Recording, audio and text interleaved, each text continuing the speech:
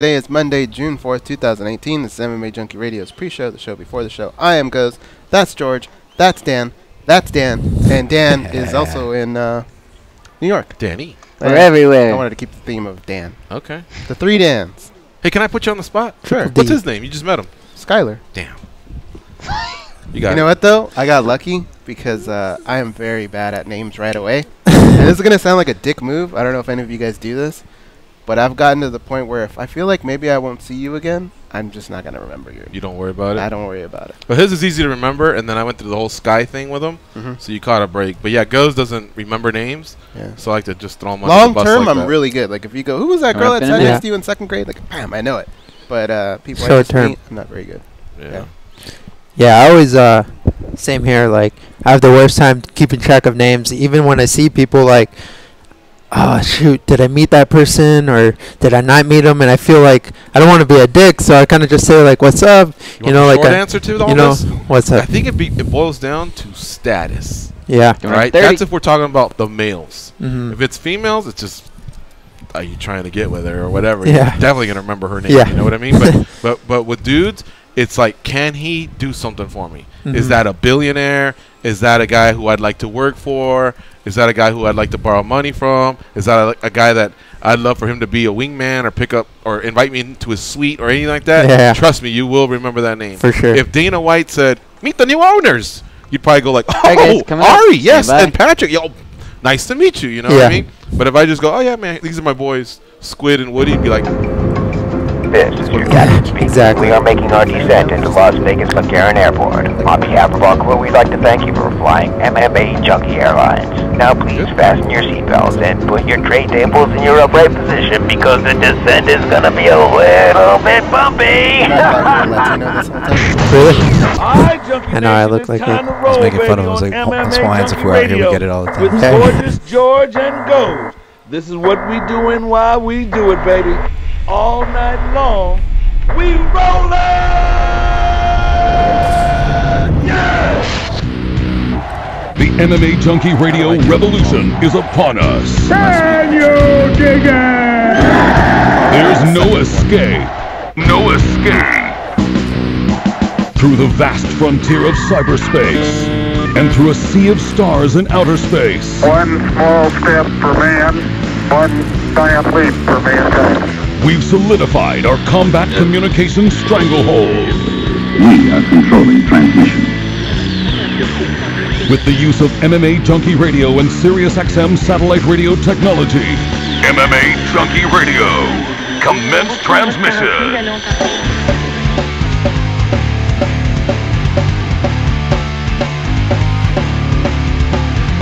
Live from MMA Junkie Radio HQ in the fight capital of the world, Las Vegas, Nevada.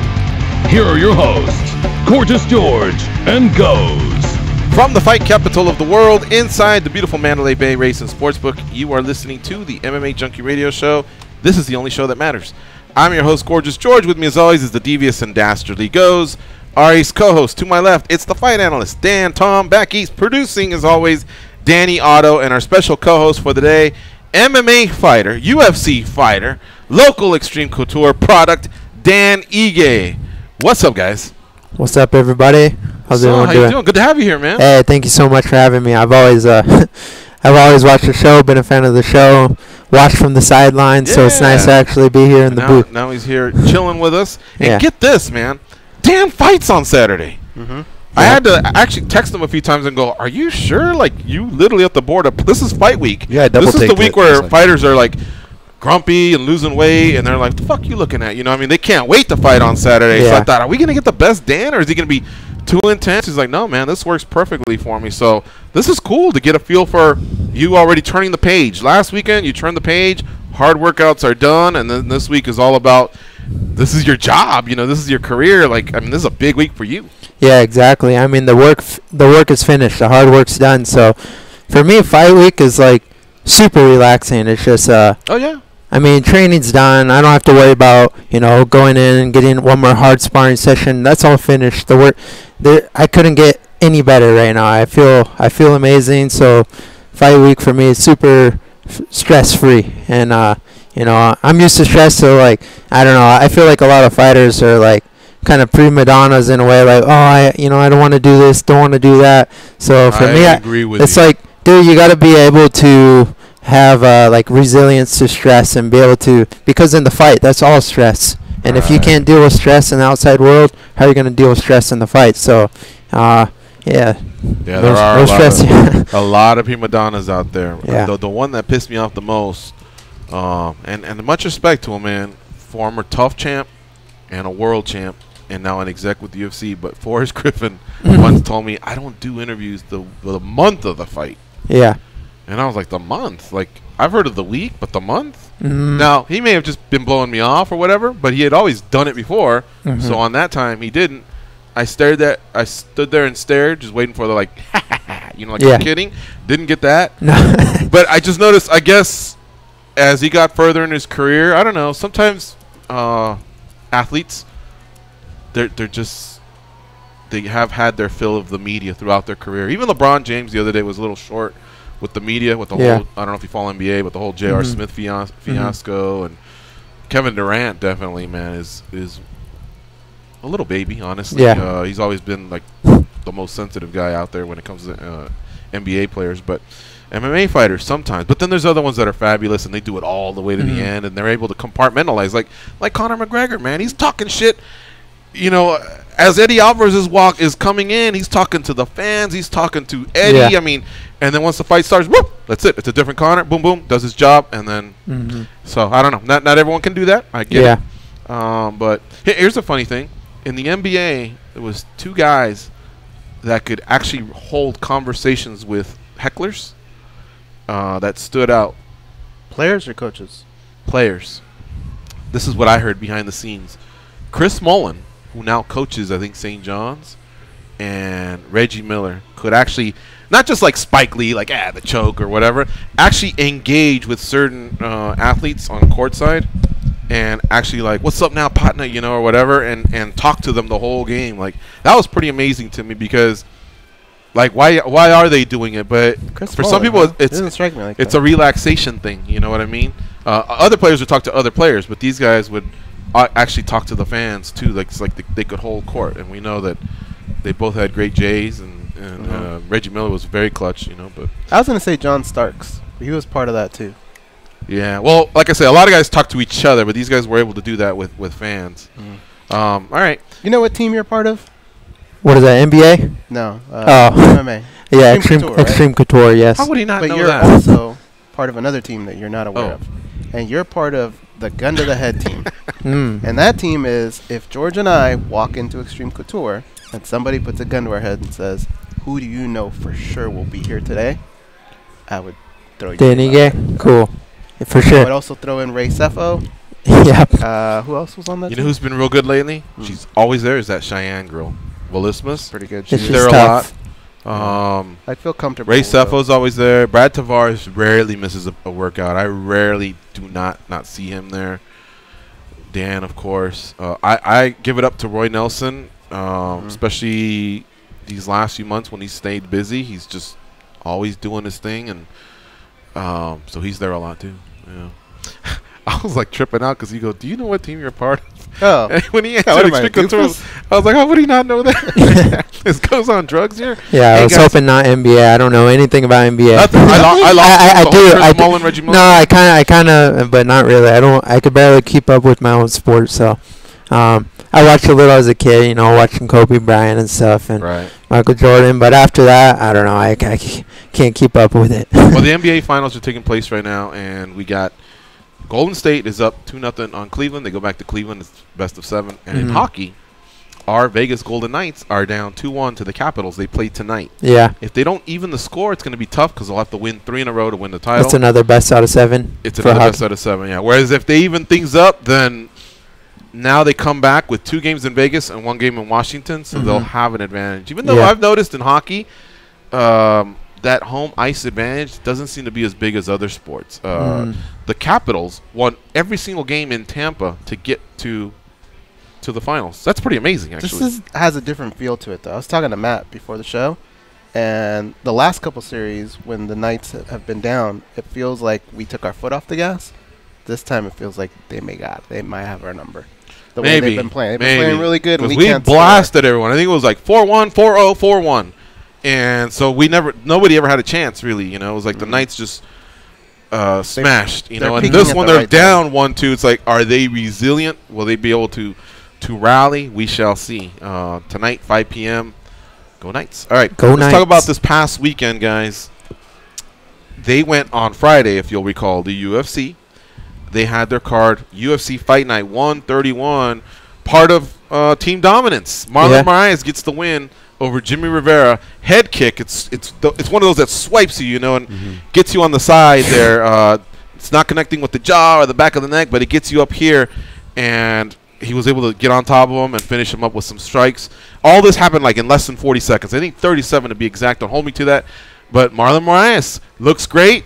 That's 2 in a row that have been attention grabbers, that have been statement wins over guys like Jimmy Rivera, who hadn't lost in 20 fights, and Aljamain Sterling, who's been a well-respected bantamweight for many years.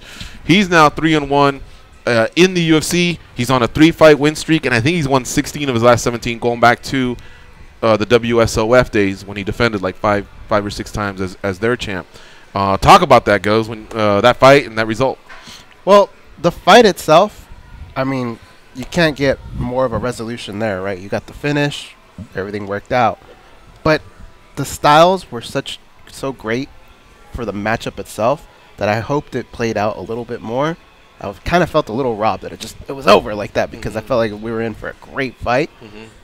What I will say about the card being on Friday, I felt like yesterday was like a holiday. I know. Or a day off. It didn't feel like a Sunday. Juliet asked me, is today Saturday or Sunday? Which I had to kind of give her a Frank Mir face. Like, I get what you're getting. I mean, we're throwing off a little, but yeah. I kind of liked it. How about you guys? Well, I mentioned that on our daily debate. Like, Friday's not the end of the world. Like, you know, we work throughout the week, and then we decompress a little bit on Friday, and then Saturday everyone's rallying. You know, they have their fight parties, or they just chill at home. And then you're right. By the time we get to Sunday, it's like, oh fuck, Monday's right around the corner. But this one was I liked it. I liked it too. So the fight, you know, you got resolution there, and I liked what Marlon said after the fight, and he said it multiple times. I want the next title shot, and that's all I want. And I thought that was good. So I mean, dude, the kid, he lost his first fight, but I don't even remember that anymore, because he's had such great finishes and he's been fighting so frequently that I'm all about him. I'd love to see him fight. What'd you think, Dan? Yeah, I thought it was nasty. I mean, nasty finish, 33 seconds. When I watched it live, it sounded like literally someone got hit with a baseball bat upside of the head, and that's just how explosive Marlon is. I mean, I was nervous for him, obviously, because I have a personal relationship with him, but I get way more nervous when my friends fight, and I saw Jimmy come out. Jimmy looked confident. He was sweating. He's like, oh, I'm ready to get my hands on this guy, and Marlon just came out, stayed composed, hit that quick switch kick to the head, and lights out. That was it. Yeah, Dan? Yeah, first on the note of the shows, it was crazy. I didn't see that break coming. I enjoyed the break too, like Go said, because last week was sandwiched in. We had the Sunday card and a Friday card. So not only was it a Friday card, but we were kind of sandwiched in. So and any of us had media duties, we kind of felt that that kind of crunched in. But once it turned over, I was like, it feels like I kept thinking, Saturday was Sunday. It was great. Sadly with my move, I'm no further along with this week's duties than I would be. But it was nice to kind of have some room to breathe, kind of whatever you had to do, whether it was work, lounge. You just kind of had that extra day, which was nice. But the fight itself, again, I predicted Marlon to win, but not by that. I expected a competitive decision, going back and forth. Both guys have been hurt. They're not averse to getting hurt, but they just recover so well, right?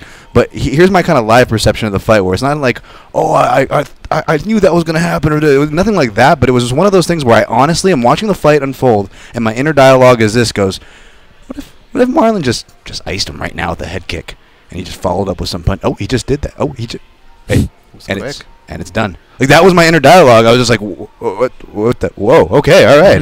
Like, it was surprising. Like, I picked Marlon to win, but like that, no, I didn't see that. Yeah, and so he grabs the mic, and he basically is positioning himself to be next for the winner of Garbrandt versus Dillashaw. Now, there's a couple things in play here. If Dillashaw Garbrandt is a barn burner, or a hootenanny, or a nail biter, what about a slobber knocker? Or a slobber knocker, or a heart stopper. You never know. The UFC might say, let's do the third one, the trilogy. You know how to do that shit. Yeah. So, but that's in August. Marlon still has Rafael Assunção to dodge. All right, because as you noted, I said he's 3-1 in the UFC. He's won his last 3. That's because he's coming off the win just over a year ago to Rafael Assunção. Split decision, right? Yes, split decision. Yes, it was. Yep. So, but Assunção doesn't stay busy. He wasn't busy before that. He hasn't stayed too busy after that. Whereas Marlon has these 2 statement highlight reel KOs. So Marlon's almost positioned himself to be net. We're all talking Marlon right now. Assunção's got to get the job done against Font, he's 6-2 in the UFC, by the way. He's legit. He's got to get the job done and steal that shine from Marlon. Otherwise, Marlon may have been able to do what's very rare, and that's lose a head-to-head fight within the last 12, 18 months, but still become the man. You know what I mean? But he's done everything he needs to do so far. A nice round of media to come off of it. Yeah. And that's all he can do. And just he came out healthy and weight, and so now the pressure's going to be a little bit on Assunção. Now, Assunção also has an ace up his sleeve in that he's beaten Dillashaw. He's also lost to him, so there's a trilogy working there. Yep. But Assunção's quiet. He's respectful. He just kind of does his job, and punches the clock and then gets out. So that's why bantamweight is really, really fun. Yeah. We still got to wait for Dominic Cruz to ascend, and say, hey, I'm back, I'm ready. And once he does, things will spike up a little bit. But between Lineker and Dodson and a few of the other guys, fun division to keep an eye on.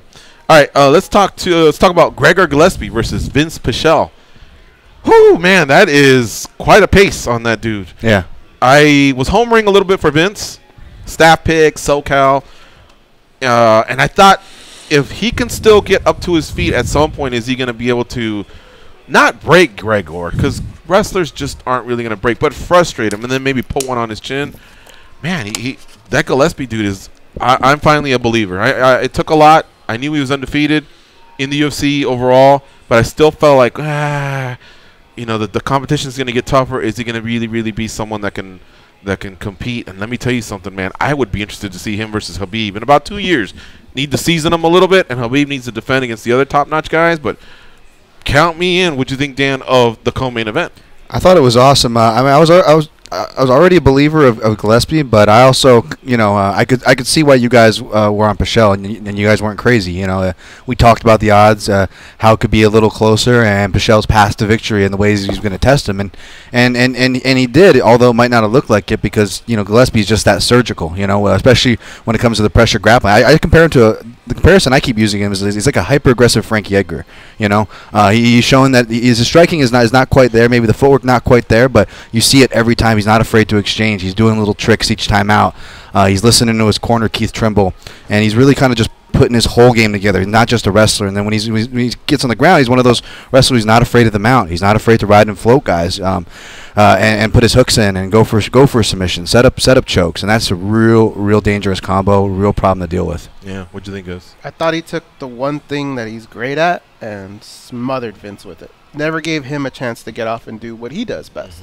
That's one of the smartest game plans you can have. Vince is a big dude. Did you notice the size difference? And he kept getting up, and Gregor gave him his props. Hey, man, that's a tough dude. And Vince had only lost one time going into this fight, but he just couldn't get one on him. He did, I think, he got him with a jab or a two. I don't know. I was busted. But I remember Gregor just taking a step back, like, whoa, But then, boom, right back at it. Didn't stop him, and I just couldn't believe the pace. Even the announcers were noting, can he keep it up? It didn't matter. And he's not in the call-out game. He just goes and does his job, and now he's going to wait and see what's next. But I was very impressed. What do you think, Dan? Yeah, he's definitely a force to be reckoned with. He's just relentless with his attack, constantly pressuring you. I don't know if you guys follow collegiate wrestling, but he kind of reminded me of Brent Metcalf back in the day, wrestled for Iowa. Just always attacking the head. He's the battle your buddy Palmer, right? Yeah, him and Lance. They had a few battles. I think Lance beat him in the Big Ten, and then Metcalf beat him at Nationals. But he's just tough, always constantly on your head, always attacking the whole time, never backing up. So that's kind of the way I looked at Gillespie. I knew he was tough coming in this fight, and this was certainly a big test for him, and he got the job done. His and pace also reminds me a little bit of Askren, where it's just like, how do you, or Shields, when Shields gets that top game going, it's like, fucking A. They're bears. Yeah, exactly. You know what stuck with me? We had Woodley on the show last week, and Tyron said, as far as collegiate wrestling and everything he's seen, he said he's the best scrambler he's seen. Throw him up there with anybody in the weight class. Woodley was saying that about Gregor, and watch him work collegiately. And I'm like, wow, that's high praise coming from Woodley right there. Just say any weight class, pound for pound, as far as scrambling goes. It's crazy. Yeah, for sure. I'm gonna throw out a couple other fights, and then you guys jump in and tell me what stood out. We can't really sit on any of these, but at least we got the main and co-main. And if you want to revisit anything, please let me know. Walt Harris defeated Daniel Spitz, second round TKO stoppage there. Ben Saunders shocked Jake Ellenberger. Well, I shouldn't say that. I mean, Ellenberger's also lost a few of his recent fights, but he was a favorite, and it all happened so quick. Maybe I'm using the wrong terminology. I picked Saunders to win that fight. Yeah, he's dangerous, man. And Ellenberger's. I kind of wanted to say falling off a little bit. I mean, Saunders, like his last few fights, he's definitely been impressive. Got a homoplata win. He's got a nasty clinch, and I just thought, if Ellenberger, he likes to close the distance, but as soon as he gets in that clinch, that's where Saunders is dangerous. And if he takes him down, he had a chance. He had actually pulled away a couple times, and they were right back at it. And that's, I think, where the mistake got made, because Ben gave him a warning of what's coming. And even when they were clinched up, he gave him one of the knees from the side, and it hit Jake. Didn't rock him, but I thought that was enough. Jake came back with some uppercuts. And again, I was waiting for some separation, and then there comes the knee. I had the Brandon Wolf flashback. Oh, man, that's still in my head, dude. Yeah. Jeez. Yeah. that fight card, by the way, that he's referring to is super brutal. That's the one where Boston? Fight for the troops? Yeah. Oh, okay. Yeah, I think Cantwell broke some dude's arm. Yoshida got knocked out twice standing up. No, that was a different fight for the troops card. Yeah, but it was one of those cards where it was super violent. Like everybody got Corey Hill snapped his shin on that card. Like every fight was just like, what's next, man? I can't even take it. Like I was just like, he was a Hawaiian guy, right? Yeah, he was actually one of my old coaches. One of my first coaches. Wasn't he a Navy SEAL too or something? Yeah, he was former Navy SEAL. I saw him at Rumble on the Rock 6, I believe. Yeah. And I think he fought Kengo Ura or something like that. It was when Trig fought Ronald Machine Gun John. And it was when Anderson Silva lost before his run in the UFC, illegal upkick to Yushin Okami. Yeah. I was at the Blaisdell Arena for that one. Cabbage Correa fought, broke his forearm. We talked about fighters that have slipped up in the back where something's happened. He broke his forearm, but still came out and fought Butterbean. That one had modified rules, right? Like, you could take Butterbean down, but only for 15 seconds, yeah. and then they would raise him back crazy. up. Yeah. That's crazy. Carlos Condit won that night. Jake Shields won that night. Anderson Silva lost. Frank Trigg lost. It was a couple upsets. It was an interesting card. No, Trigg won. He beat Trigg, yeah. The next round, he got submitted by Carlos Condit. All right, so Julio Arce got a win over Daniel Timor, the older but smaller brother of David Timor. Yeah. Submitted him. And Sam Alvey decisioned Gian Vellante. So of the 6 fights on the main card, there was 5 finishes. So great way to end the night. And even the Alvey-Vellante fight, I wish there was a little bit more action. Both guys were looking to counter. But, man, Alvey, he surprised me. I don't remember him throwing that hard. He fucking throws hard. You almost got the finish. Yeah, like I was like, whoa. I mean, the last time I bet him, maybe it was because he was hurt. He just wasn't throwing, and it frustrated me. And I wasn't sure that he'd get it done, but he got the job done. Kudos to him. Sajara Eubanks, she got a win over Lauren Murphy. Unanimous decision there. David Timor defeated Nick Lentz. Bilal Muhammad defeated Chance Rencontri. Desmond Green defeated Gleason Tabao. Nathaniel Wood submitted Johnny Eduardo. Jose Torres defeated Jared Brooks. That's the fight where Jared was actually taking it to Shorty Torres, man. He really was. I'm a Shorty Torres fan. We've had him many times because he's been part of the regional scene. And I know he took the fight on 10 days' notice, but Brooks was fighting really well. He was, yeah. And he goes up to do one of those Matt Hughes slams where he kind of carries you a couple steps, puts you down. Except, give me the wrestling terminology. He basically flipped back and absorbed too much of the impact on his own and basically knocked himself out. Yeah.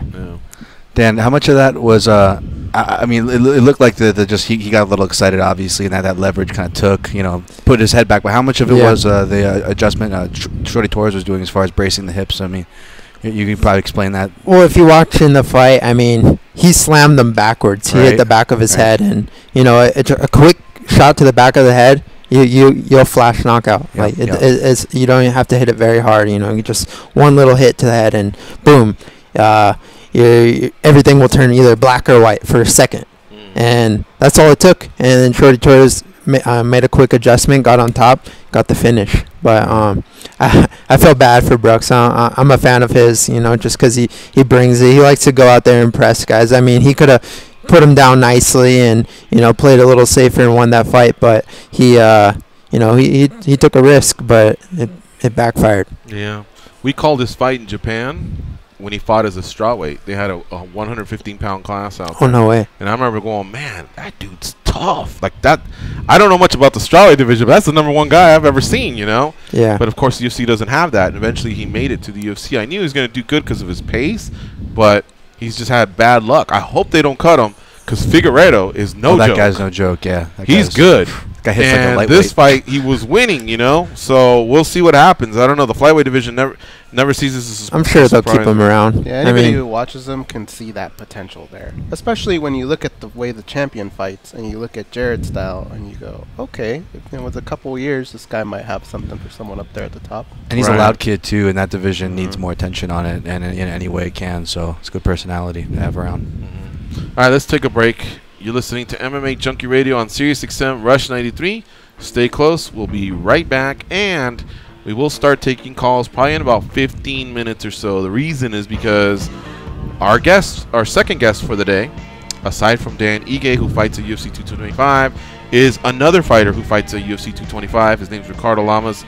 He's fighting Rasad Bektik. He politely asked if he could go a little bit sooner, so when we come back, we'll actually be talking to Ricardo Lamas. That's a great featherweight fight there.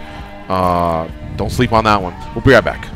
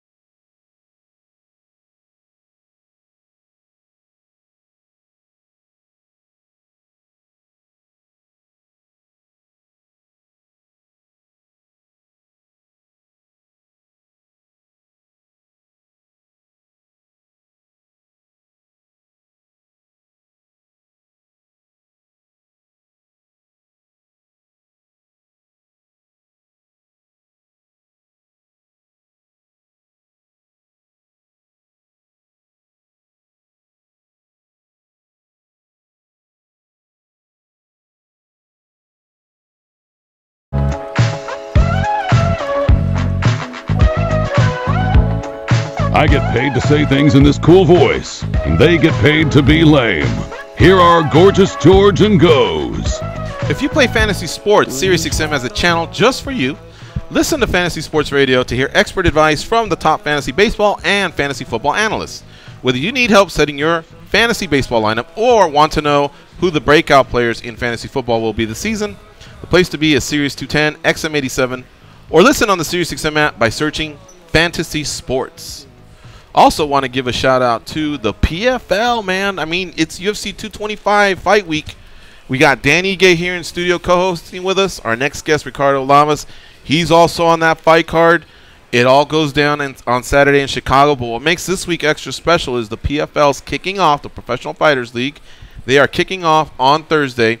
Remember, 72 MMA fighters across 6 different divisions, that's 12 per division, will have a regular season, so they'll have fights where they are participating in what's a regular season format, building up points so that the final 8 make it to a playoff.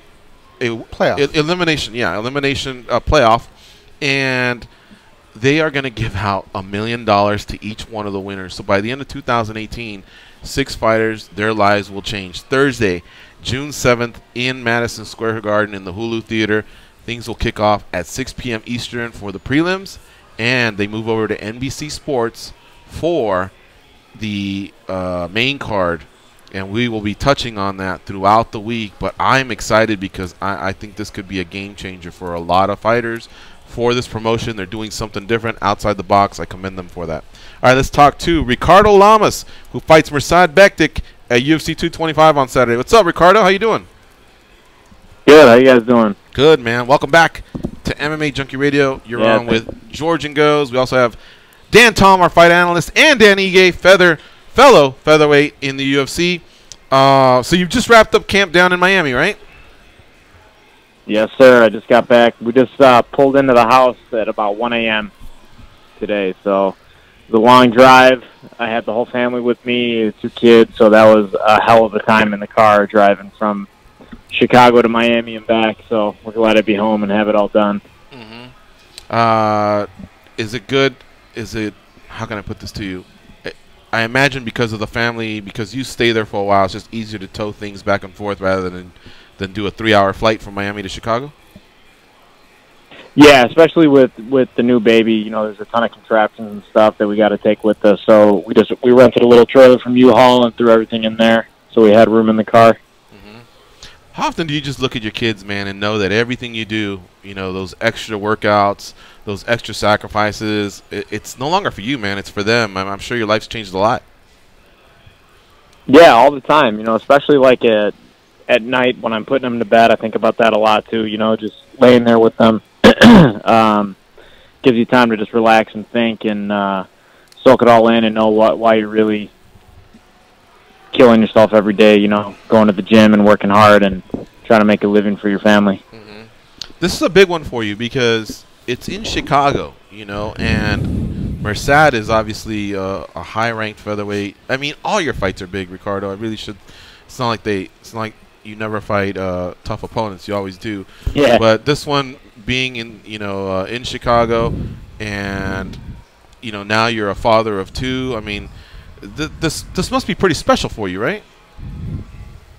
Definitely. Anytime I get to fight at home, where you know pretty much all my family and friends are going to be there, it's gonna motivate me that much more to get in the gym and push harder. And you know, like you said, I've been fought at home since 2012, since my Eric Koch fight. So I've been itching to come back. It's just our schedules never really linked up whenever UFC was coming to Chicago, but it did now. So I'm taking full advantage.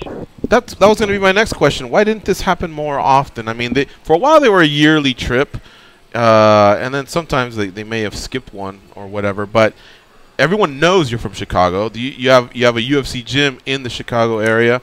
But you just explained it, I guess. Just the schedules just didn't line up for you. It had nothing to do with you either not wanting to do it. You know, a lot of fighters don't like to fight hometowns because it can be stressful for them.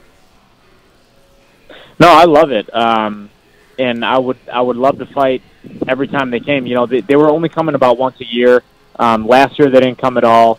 But the other couple years since 2012, I had pretty much booked a fight kind of just before the Chicago card. So I was, there was like a guest fighter every time, but wasn't able to participate in the fight.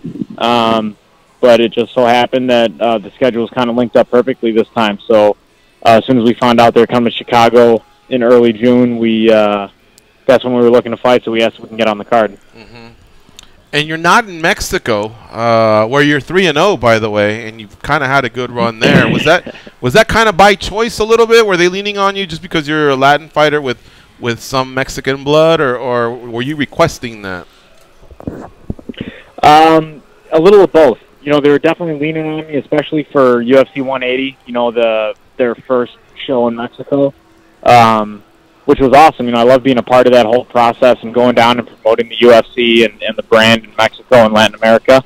And I'm always down to do that for them. So I think it was a little of both sides. I obviously wanted to go there and fight, having Mexican blood in me and all that, and especially when they went to Monterrey also after Mexico City. So those two I definitely asked to be on. The third one kind of happened by chance because I was supposed to fight BJ Penn in the Philippines, but that whole card fell through, so they threw me on the Mexico card about a month later. Mm-hmm. I have to imagine most of it had to do with the Mexican economy too, right? With what Ricardo puts in at the taco stands afterwards. They're starting to depend on that as well. Probably, yeah. I put many little Mexican kids through college eating tacos. Ricardo, it's not like we haven't talked to you before after a loss. We have. You've always rebounded with wins. You've never lost 2 in a row. But this one, I'm sure you took a little tougher because Emmett, no disrespect to him, but he's kind of almost come out of nowhere, really, where you have always been at the top. Was this one of those losses that was difficult to get over, mentally and physically? Every loss is difficult to get over. I think you hold on to them for a long time until you get that next win under your belt, and you kind of finally shake it off then. Just all the circumstances going into the fight made it a little hard to swallow, with Aldo being pulled and then them replacing him with Emmett, who is kind of an unknown, but I knew he was a tough guy when I accepted the fight. And, this is a fight game, so anything could happen. That's one of the reasons why I love this sport, is because anybody can beat anybody on any given day. So I can't hate on that. Sometimes you're on the giving end and sometimes you're on the receiving end. You just got to pull up your bootstraps and keep going afterwards. Yep. Ricardo Lamas, our guest here on MMA Junkie Radio. He's got 18 wins in his career, 5 by KO, 5 by submission, and he'll be fighting on Saturday at UFC 225 against Mirsad Bektic. Cannot wait for that fight. Dan, what do you have for Ricardo Lamas? Hey, Ricardo, just one thing, just kind of, follow up on that. I mean, you don't want to dwell, and you're not the one to make any excuses, but there was a legitimate kind of domino effect there. You talked about, the Aldo pullout and what that did to your matchup, and kind of the effect of taking matchup short notice. Even a guy like Josh Emmett, who, maybe he came out on top of your guys' matchup, but then he went and then took a short notice matchup, and he's actually still suffering from health effects because of that loss. Does these kind of crazy domino effects, does this kind of make you kind of a different approach maybe in the future as far as taking last-minute bouts, whether it's you jumping in or allowing someone to jump in your opponent's stead? As far as me jumping in, I haven't taken a last-minute bout in a long time, pretty much since I got into Zuffa. I took a fight on 4 days' notice, and you have to do that to get your foot in the door sometimes. But when you put in all that work for a fight and you go through an entire camp, and then something like that happens right at the end where maybe your opponent doesn't make weight, or they get sick, or they get in and they try to find a late replacement, you don't want that whole training camp to go to waste. So I don't know if it would really derail me in the future. I know whether or not I'm fighting against my original opponent or a new opponent, the risks are still the same. You know what I mean? Anything could happen. It's a fight. So for me, it's more of the reward of going in there and putting on a performance and getting paid. If I don't fight, I don't get paid, and I can't take care of my family. Right on. And changing gears, now we're in a fresh camp, and I'm scrolling through your Instagram feed, and it looks like just a random question. It looks like back in February you tried a little vegan diet. What was the reasoning behind that? Did we change up our diet for this camp? The reason behind it was just to try it. I like to experiment with different diets. I'm on a constant kind of learning curve as far as nutrition and health, and And the best way is to kind of try different things out. So I just wanted to try for a week and see how it was. And it was kind of rough on me because I'm a meat eater, a big meat eater, my whole life. So I think the biggest thing was I didn't really have enough recipes to sustain a full week. So I was like, I ended up halfway through the week, I ended up going back to Whole Foods and just buying those like Beyond Meat burger patties. And I was basically just like making myself vegan burgers for a couple days out of that week. But if I can go back, I think I'll do a little more research and experiment a little more with cooking and making recipes so that I could plan out the entire week of meals and do it better that way. Because that's what I think it was one of the hardest things about cooking vegan is like you sit down and you're like, all right, what the hell am I going to eat? You know what I mean? Just go outside and rip a handful of grass out of my yard and eat that or something. But you know, you gotta learn the recipes and make it taste good. Hey man, as long as you're not vegan around me, because there's no way we're going to a Peruvian restaurant and you're not gonna not have el lomo saltado. You remember when Ricardo was there? He actually had 2 plates. Yeah. Yeah, remember that? Yeah. That was good. Ricardo's such a carnivore that the owner told me, "Hey, what division is that T-Rex fighting?" In Spanish, he told me that. And I go, "Oh, it's peso pluma," you know. But Ricardo can smash, that's for sure. Ricardo, after I eat at a Peruvian place 3 times, they open up a second location. Ricardo, George kind of alluded to it earlier in the interview. Like the list of people that you fought in your career, like every single one of those guys has been a killer.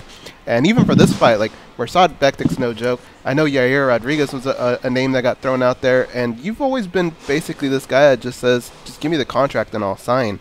Have you always felt that way your whole career, or as you've gotten older, have you kind of taken that up? I'm just not someone who shies away from the fight. I've never been like that. So I let the UFC kind of tell me who they have in plan, and I'm just like, all right, whatever. I roll with it, man. You know, we're all here. We're all at the pinnacle of the sport. So any fight that you take isn't going to be an easy. You know, there's no easy fights here left in the UFC. All these guys have dedicated their lives to training mixed martial arts, and they spend a good 2 months practicing trying to hurt you when it comes to fight time. So there are no easy fights in this game, and I don't see like one guy as being easier over another. Obviously, different styles make different matchups, but I'm just down to fight, man. You're a gym owner now, and can you maybe talk a little bit about how that's affected training for this fight? If it's relaxed you a little bit more, has it been a little bit more stressful? How's that worked out? Luckily, I have 2 great partners in the gym. And for people that don't know, I went with the UFC gym brand. So I franchise the UFC gym over here in Naperville, Illinois.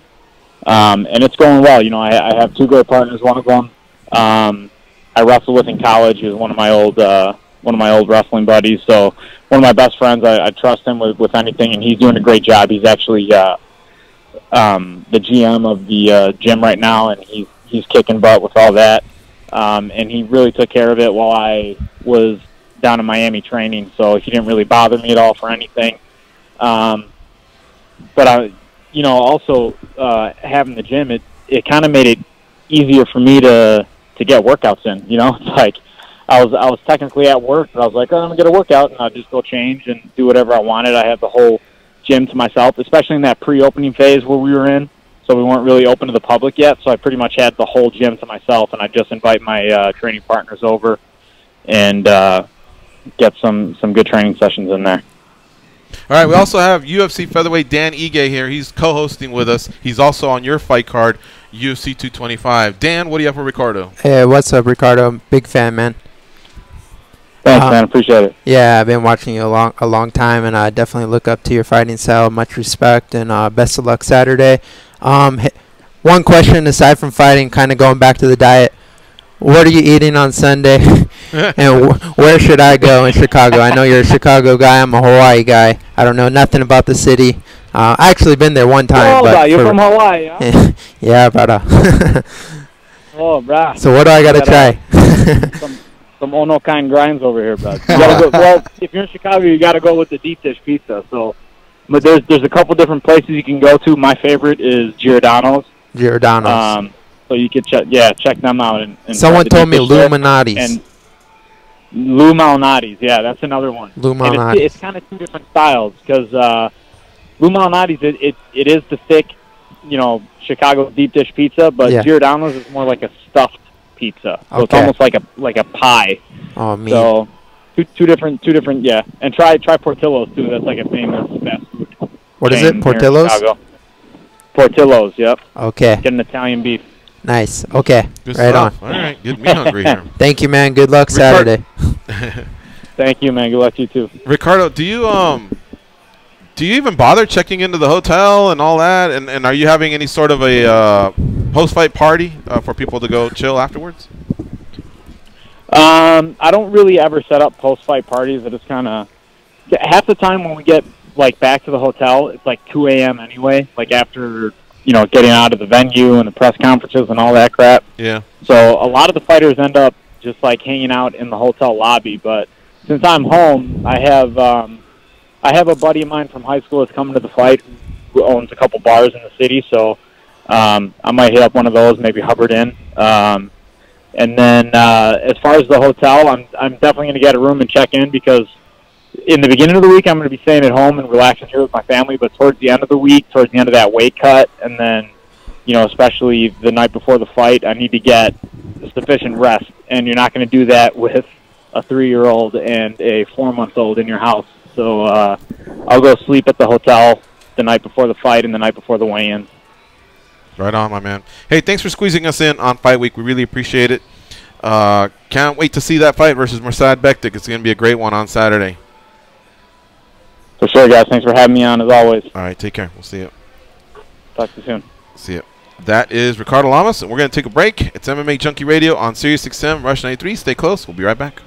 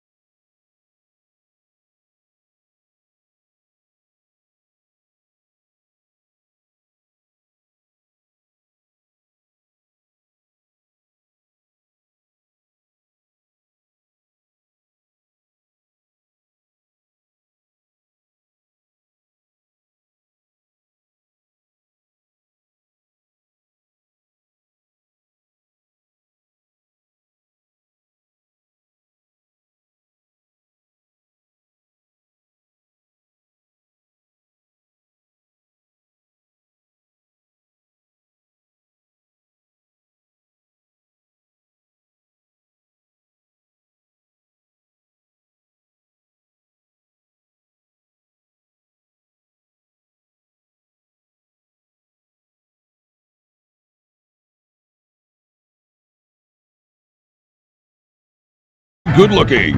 Once again, here's gorgeous George and Goes. The Vegas Golden Knights aren't just the talk of the NHL and the sports world. They're the talk of the town in Las Vegas. Follow the money while you follow this expansion team's quest for the Stanley Cup. on the only channel broadcasting live from a Las Vegas sportsbook, the Vegas Stats and Information Network. Odds are you'll like what you hear on the SiriusXM channel 204. Let's jump on some calls here. 866-522-2846. The whole second hour will be wide open now that we've taken Ricardo Lamas 30 minutes early. He fights Mirsad Bektik at UFC 225. Our fellow co-host for the day, Dan Ige, fights Mike Santiago at UFC 225 in Chicago as well. Brandon from Louisville, start things off. What's up, Brandon? Hey, guys, hold on 1 second. Put me back on hold, please. I'm sorry. All right. Marco in Waco. What's up, Marco? Marco from Waco. Do not put me on hold. I will go on with my call. ¿Qué pasa, dudes? ¿Qué pasa, Marco? Hey, Dan, you're a freaking capital G guy because you're doing the show today and you're fighting on Saturday, man. So you're on my radar right now. You're the curtain jerker of the freaking whole card, but I'll be seriously going to tune in 5 hours to see you with Mike Santiago's ass, man. Hey, thank you, Marco, man. I appreciate it. Yeah, whatever I can do, man, I'm going to go out there and put it all on the line for you guys. So appreciate it. You know what? You're the junkie now. You and Ricardo Lamas raised the bar because you guys fight on Saturday. You did the show today. None of us can really complain about being in a bad mood or anything, right? Because look what he's got to eat. I mean, Get my looking at blueberries and my almonds, unsalted. Yeah, so any caller today, you better be in a good mood because if these guys can pull it together, and will do it. And it's funny because we think of them as professional athletes who are going to compete on Saturday. That's the professional way of saying it. They're going to fucking fight. Like, you guys don't necessarily fight to the death, but you're giving it everything you got. You know, it's not like you're like, you know, I could punch you harder and really kill you, but I'm just going to go 3/4 that. No, I mean, these people hit each other. Like, when Marlon swung that leg, it was like the equivalent of someone just swinging a bat at someone. It's crazy how...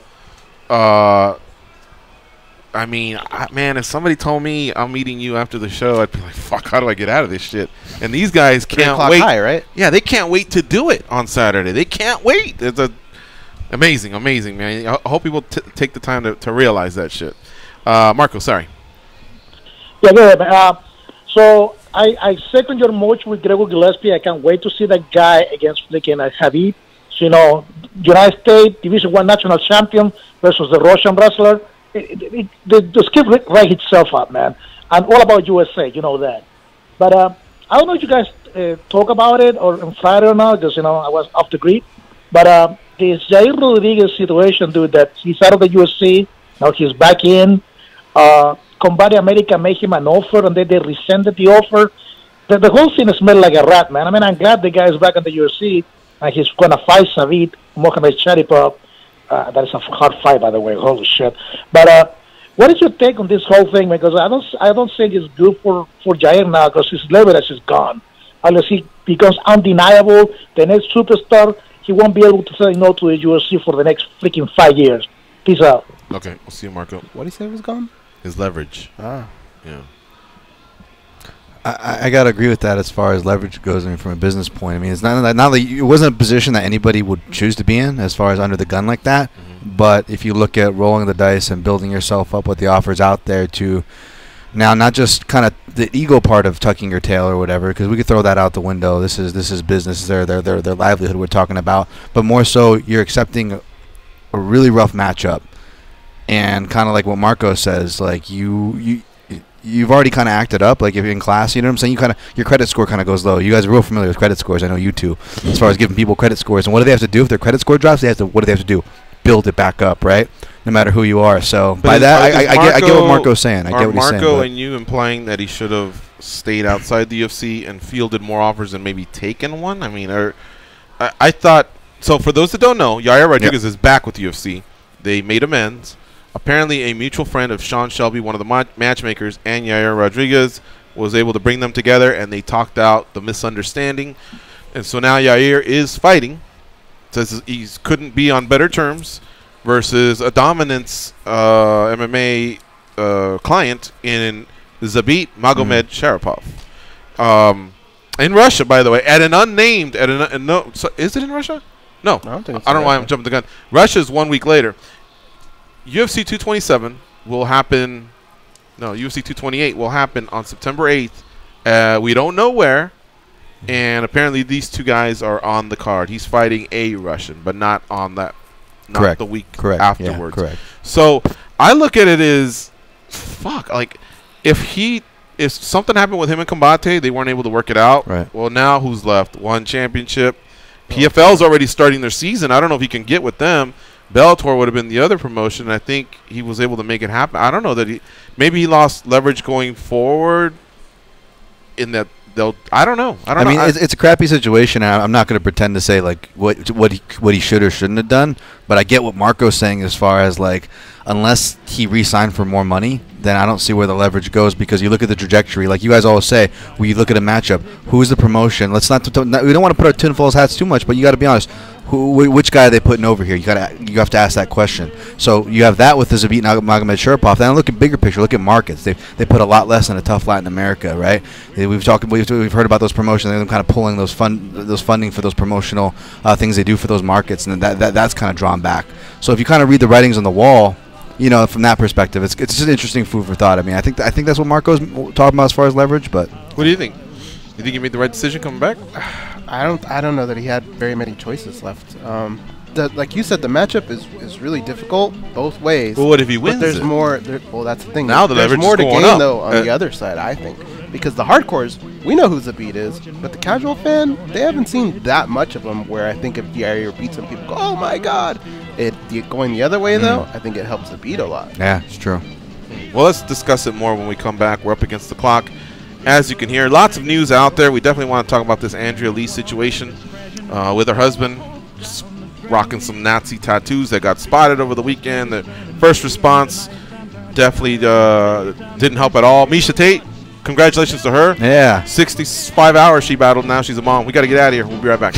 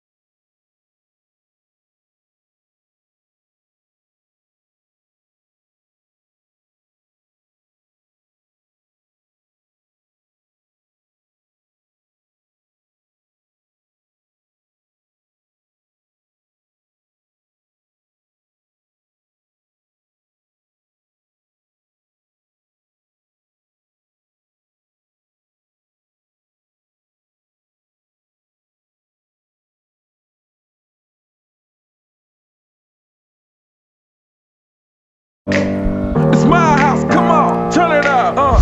Hear a knock on the door and the night begins. Cause we've done this before, so you come on in. Make yourself at my home, tell me where you been. Pour yourself something cold, baby, cheers to this. Sometimes you gotta stay in, and you know where I live. Yeah, you know what we is. Sometimes you gotta stay in. Welcome to my house, baby, take control now. We can't even slow down. We don't have to go a while.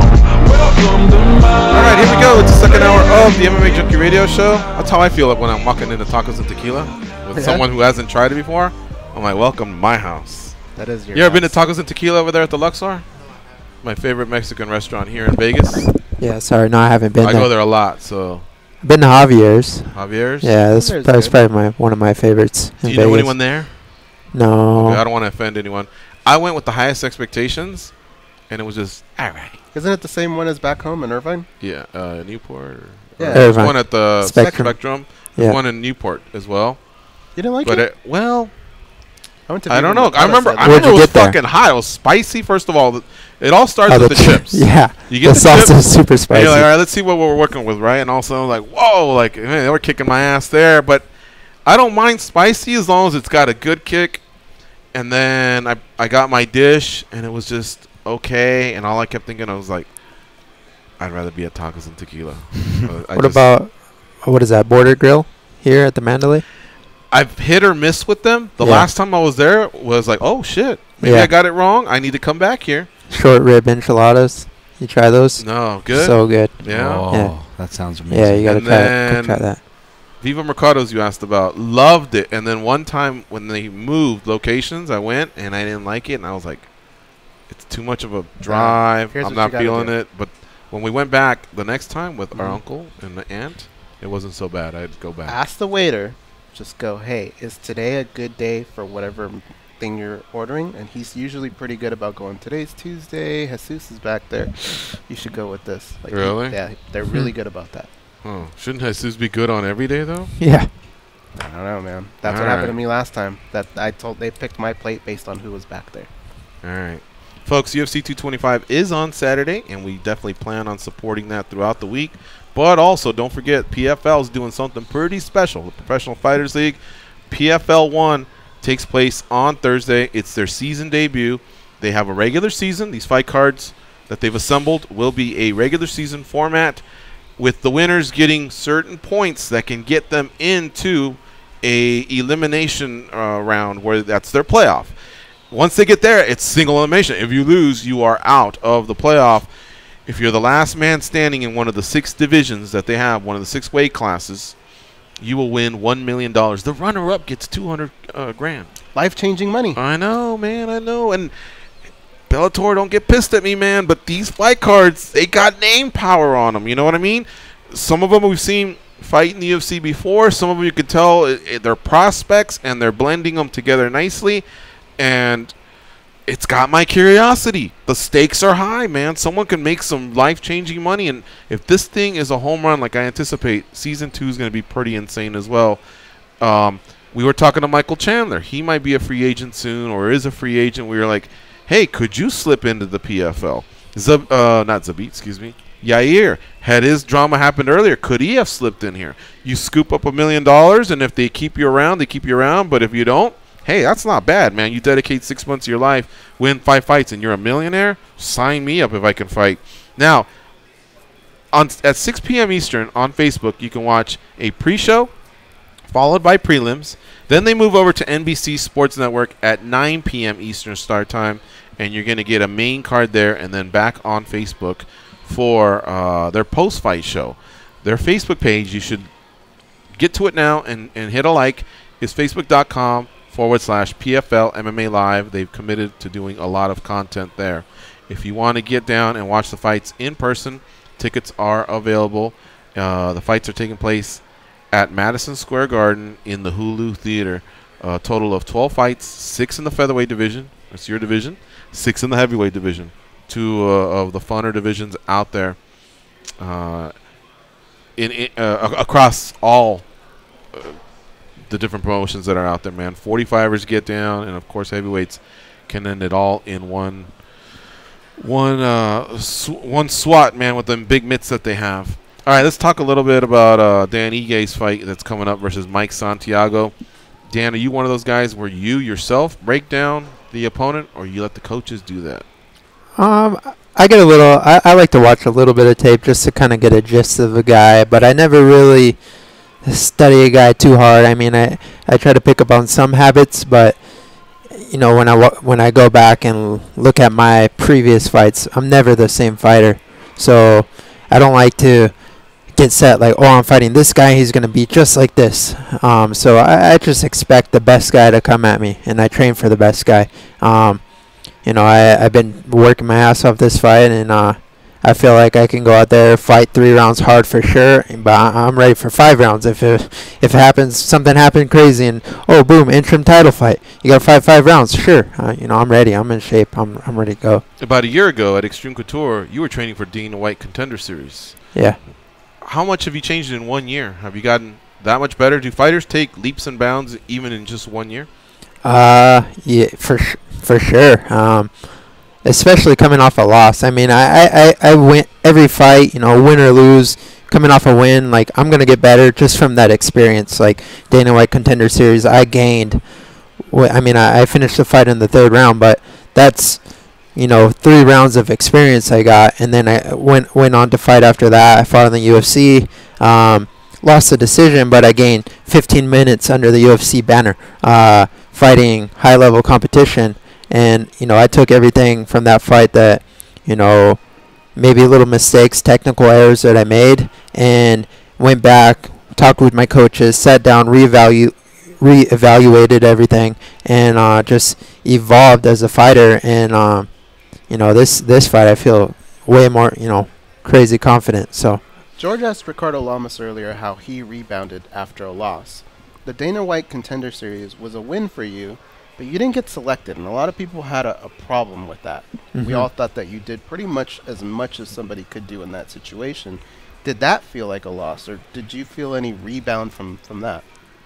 I felt it worked out for the better, because like you guys said, you felt maybe I deserved that, and a lot of people felt I deserved it, and it got the media thinking, got people thinking, hey man, why didn't Dan get the contract?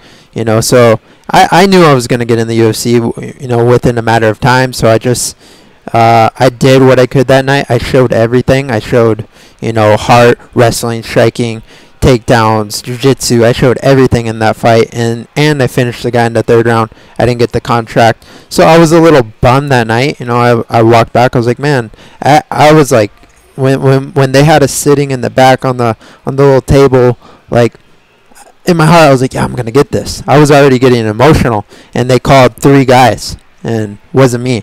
So that sucked, and I went back. You know, I was pretty bummed out, but, you know, I got so much positive feedback from just people I don't even know, people I love. Just, man, you did awesome, man. Just keep going. So I went back, you know, just kept training, getting better, and within a matter of time, I got a UFC contract, so. Did you ever get an explanation as to why exactly you weren't selected? Were you ever to kinda? They said that they were looking more for heavier guys at that time, and I thought it was kind of lame because call me then. yeah, exactly. But they picked a featherweight the week before and the featherweight the week after, so it is what it is. I'm in the UFC now. All right, let's take some calls. Brandon from Louisville. What's up, Brandon? You ready to go now? For you, George? Yeah. Sorry about that. The downside of working and calling in at the same time occasionally, it just doesn't match up timing-wise. But I'm good to go now. Proceed. So welcome. First of all, big thanks to Hal from Chicago, who sent me a text message Thursday and said, hey, buddy, I got an extra ticket if you want to pay some money. And I paid some money. Boys, I will be in Chicago. Brandon? So, I'm here. Okay, hello? Sorry. We lost you for a second. Yeah, I heard about that. I think you and Dean from Georgia are last-minute travelers to Chicago, to the fight card. That's awesome. I don't want to be lumped in with that guy. Come on. Okay. So, since I will be in Chicago, I have a question for your fighter in studio who will also be in Chicago. What's up, Brandon? Mr. Ige, why should I root for you? Why do I need to cheer for you over your opponent? What makes you the guy that I want to have on my team? Because I'm going to go out there and put everything on the line. I'm going to put my health on the line. I'm going to put everything on the line just to give it all to the fans. And, you know, that's why you should root for me. Yeah, on top of the fact that he's here co-hosting for 2 hours on Fight Week. If Mike Santiago's out there doing that somewhere, giving 2 hours of his time to the fans, I applaud him, but I don't think he is. So right away, that should have tipped the scales. Well, you're an excellent booker of shows. I don't know that Mike's not going to be co-hosting tomorrow, GG. That's true. I haven't told Dan that yet. No, I'm just kidding. I don't even know Mike Santiago. We haven't had him on the show, right? I don't think so. Yeah, okay. So there you go. That's your reason to root for Dan's Hawaiian. Dan is part of the Extreme Couture. Remember, Extreme Couture was cool enough to play us in flag football, and they've also allowed us to do a gym invasion where we got to watch the amateur tryouts. We got to watch fights there at the first Junkie gathering. So there's plenty of reasons to just homer for Dan Ige. And Mike's the hometown guy, so I'm sure he'll have a lot of fans there. So maybe you could be the one guy. The one guy be like, hey, I was rooting for Dan. He did it. So you're telling me my reason is because he's from Extreme Couture who cheated in our flag football game, and he's a Hawaiian named Dan who I didn't take part. Really don't like Hawaiians named Dan? Hey, look at it this way, Brandon. Half of those guys weren't from Extreme Couture, so just label those guys and leave the real guys alone. That's an excellent point. Bunch of fucking ringers. All right, guys. Have a great show, Dan. Best of luck to you. I will be cheering. Hey, thanks, Brandon. Appreciate it. Yeah, I've noticed a few familiar faces. Here and there. A lot of them were from Extreme Couture, but I think Brad pulled a couple guys from his championship flag football team. Yeah. Let's go to Kevin in Chicago. What's up, Kevin? How you doing? What's up, guys? I got to agree with Ricardo. Portillo's is the best. You got hot dogs, chicken sandwiches. They got Italian beef is what they're known for, but they got pretty much good everything. Awesome. You guys going to be in Chicago? Sorry, say that again? Are you going to be in Chicago for the fights? Well, Dan's fighting in Chicago, Yeah. But you're asking one of us three? Yeah, are you three going out to the fight? Dan's a no, right, Dan? Negative. Right, Goes is a no. I'm a no. And I had contemplated it, but I fucked up. I didn't hit enter when I should have, and all of a sudden the thing shot up an extra $200, and I just can't reason with myself. What's that I it should like do today, it. by the way? I'll check it tomorrow because Tuesdays and Thursdays are when the airlines take a dip. And if they do, then great. You know what I want to do? I want to ask Dan, our editor-in-chief. Oh, another Dan you got to throw into this mix? We don't have enough? Dan, yeah, I want to ask Dan if they'll cover any of my flight. Maybe just like going to or something like that. If they can chop that down, and then maybe I'll become TMZ GG. Maybe do that round, you know, where I've been able to catch a couple nice interviews, and I don't know. Sometimes I feel like it's a business transaction. If you bring something to the table, why you should be there, then they'll obviously cover it. But I really want to go. I really do want to go. But that's what happened, man. It's just it's something that happens at some point in your time where you're just stubborn. You refuse to pay a certain amount for something when you could have had it, you know, a week before or whatever. I just can't do it. Yeah, can't blame you there. But what I want to talk about was the rankings. I know we're beating a dead horse with this rankings. Does anybody over MMAjunkie, do they pick the rankings? You're talking to them. Oh, you guys do vote on the rankings. Yeah. What's your problem with the rankings? Spit it out. Let's hear your problem with the rankings. Wait. Are you talking about do we vote on Oh, do we vote on the UFC ones? rankings? We don't do those. Yeah, the UFC official rankings. No, we have nothing to do with that. But we have our rankings for USA Today Sports. It's on their website. It's in the newspaper, and it's on MMAjunkie. Those are the rankings you need to worry about. Okay, I got to check those out. But I want to talk about UFC official rankings, and they had Cody Stamen ranked 11th when he beat Brian Caraway, who was ranked 8th, and then you got Darren Till, who was ranked like 8th, and now he beat Wonderboy, and now he's ranked 2nd. I just don't understand how even understand how they do it.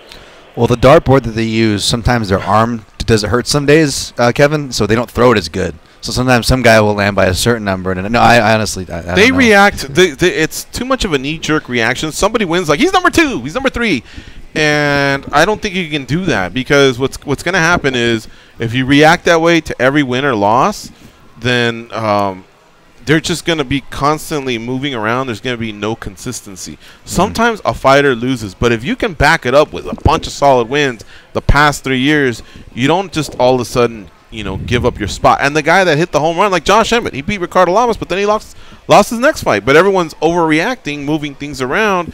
It's got to be slow in and slow out. If you really want to determine who, because when Josh Emmett beat Ricardo, all right, he beat him. Scoreboard. I love head-to-head. But his resume did not compare to Ricardo. Ricardo's got some really, really, really solid wins in his career. And now if Ricardo beats Merced, who also has a great resume, and Josh were to lose another fight, now he'd be looking at a 2-fight losing streak. And at some point, that will overtake. You know what I mean? The head-to-head won't matter as much. It matters when they're both 18-6, and they both have 9 finishes, and they're both on 3-fight win streaks. Yeah, but he beat him. Okay, put him ahead. But if it's not like that, then it's a little bit tougher. You have to weigh more, especially the last 36 months is what I like to emphasize. The last 3 years, I believe that's what's the most relevant. Once you start getting to 4 or 5, well, you can't say, yeah, but Struve beat Stipe. I mean, that was more than 5 years ago. You know what I mean? But when it's somewhat relevant, near to the screenshot of what we're looking at now, then it applies. Let me ask you something, though. Would you guys rather... I'm more along the lines of George, where slow in, slow out. I'm a big fan of resume, what you've done, weighing all that. I'm definitely probably more on that side of things. But what would you guys say, or maybe Kevin, would you be more something seeing, likely to see something like a contendership queue as far as representing of the rankings? So maybe a guy like Thompson, who's lost a couple times, even though he holds a high clout, he's lost a couple times, so he would probably be dropped maybe a little faster. Than, Thompson, Till versus Thompson. He was throwing that for one of the. Josh, I was like, what? He was throwing that for one of the examples as far as Till skyrocketing. So maybe, even though I agree, maybe seeing a guy skyrocket goes against the slow and slow out, which I'm more of a fan of. But at the same time, I'm also about keeping fresh contenders at the top, whereas guys, whether they're winning, losing, or drawing, kind of always holding that spot. It's a good point. You kind of have to. That only goes so far too, I guess, is what I'm trying to say. I don't know. Does that change any of your guys' opinions? A little here and there. One thing I'd like to see more of is if you don't make weight for your fight, I don't see your win counting as much either. Yeah. There's not a lot of things. Yeah, I agree with that. I think the weight issue is a big problem because the wrestlers they got the weight management down point, but you see Darren Till is a striker. They're not used to cutting weight like that. I think they need every advantage. They need every advantage they can get. And so that weight, they're missing that 3-4 pounds. That's a big deal that most fans don't even realize. All right, bud. Thank you very much for the call. All right, thanks. All right, guys, we got to talk about this just because it was big news, man. Okay. Over the weekend, UFC flyweight Andrea Lee and her husband were enjoying the weekend on the lake somewhere in Texas. I think their home state is Texas. Her husband was spotted with a tattoo of the Nazi symbol on his forearm. The background on him, I believe, is his former cop who did some time over an incident. He did 5 years, and so it got spotted. Their first reaction was just to basically say, look, mistake from the past. It doesn't represent us. And then something along the lines of, let's all move on. I have it right here. Oh, yeah. Read it, yeah. All right. Neither one of us are racist. We have an Asian and a black guy that live with us. Oh my gosh, guys. It's a tattoo he got when he was in prison. Get over yourselves. He covers them up all the time, and we happen to have a lake day, and it makes an appearance. Sensitive-ass mofos. Yeah. So I even give him the benefit of the doubt by cleaning it up a little bit. But, yeah, that's basically what it was. She deleted that one. She realized she had made a mistake in what she said. Yeah. And then came back with it. And then do you have his answer? His answer was something along the lines of, I can't laser it off, and I can't change it. And then something that alludes to the fact that, hey, look, if I start doing all that, I'm gonna be looking redneck type, which I don't even know what that means. But because I have no tattoo, so I don't know. And but again, I think what's missing here is the way they explain themselves. Well, I don't want to look like a redneck, therefore I want to display the symbol of something so deplorable, which was the era of that Germany had, which they have nothing to do with nowadays either. To keep that there, even though it's a part of your past, I just don't agree with that. He says that he's got too many layers underneath, and all he would now. The latest response was they both pulled back and gave classier responses. Okay, and many started the forgiving, except there's a lot of people that aren't going to let it go, and I understand, because now he's saying if I just black it out, it's not going to look good or something like that. But again, that's still going to be looking better than for you to have that, than for you to have that symbol. This is it, right? This is a swastika. Yes. Can't you just do this? Look, you just turn it into a box. A box, right? And right here, just write your initials at the top and her initials at the bottom. Dog or whatever. And maybe make a little heart in the middle. Yeah. Something, right? Yeah, or just put the 1969, the year you were born. Anything. Make something out of that, but get rid of the Nazi symbol. Yeah, not a tattoo expert here by any means. If you can't laser it off, you can definitely black it out. Guy did my tattoo sleeve. He wasn't a former skinhead or anything, but he looks like he would have been. But he did real familiar with just as far as like running in. You come from hardcore punk and metal, you will be at the same shows as these people, even though you have no affiliation, and there's a lot of fights. There's people that say, "Oh, I'm sharp skin and we're not for violence and this and that," but it still has an association with that, which is negative. So they would get in fights and whatnot. But anyways, there's this whole culture of that, which is unfortunate. But in defense of your guys' point, there's also a whole culture. My tattoo artist was explaining to me, because I'm very ignorant to this stuff, where he's like, blackouts, and especially blackouts for this, is super common. He's like, to a point where he's like, you could actually stereotype if you see certain, like, and then that's a stereotype, but he's like, if you see certain guys of a certain age, maybe of a certain look, with a certain amount of heavy blackout, a tattoo, it's probably a cover-up tattoo. Now it's up to your speculation to decide what they're covering up. Now, Andrew, my ex-wife, my ex-girlfriend. Right, exactly. It's very, like you guys said, that wasn't. You guys don't have to be tattoo experts to make that example that you just showed, and so so the justification, it's nothing. It's sadly, it's nothing. It's not crazy if you see interviews or people from that culture. But it doesn't come off the best, because like George said, there was essentially two statements issued by both of them. The first ones were emotional, which I think they both acknowledged when they went and put their more second formal ones. The problem was Andrea Lee's second one was a little more PC. Whether or not you care about that or not, that's up to you, but it was a little more PC, whereas his, like George said, he kind of stuck to his point. I don't understand that. Me neither. He says that he and there's a lot of people out there that support and say he's nothing with what that implies, okay? And apparently he goes back to the prisons and he says that that's when he doesn't wear a long sleeve, and he wants the kids to be able to relate to him.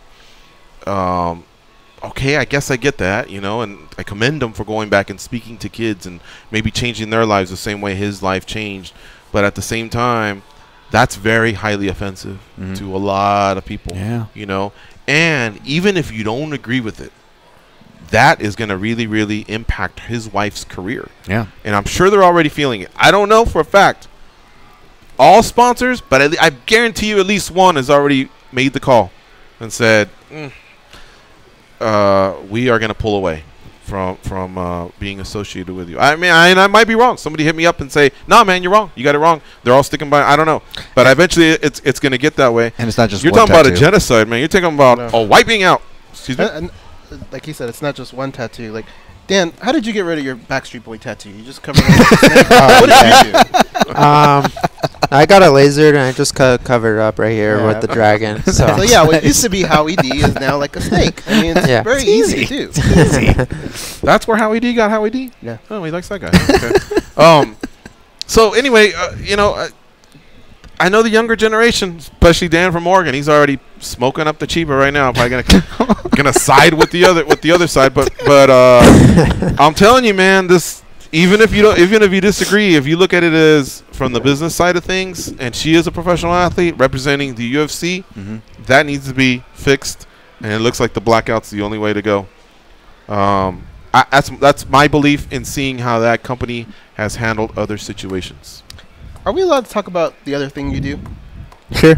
Yeah. Yeah, okay, the management. So with management, you deal with a lot of fighters, and I'm sure at some point things like this happen where fighters are very emotional and they'll just get to social media and put something out.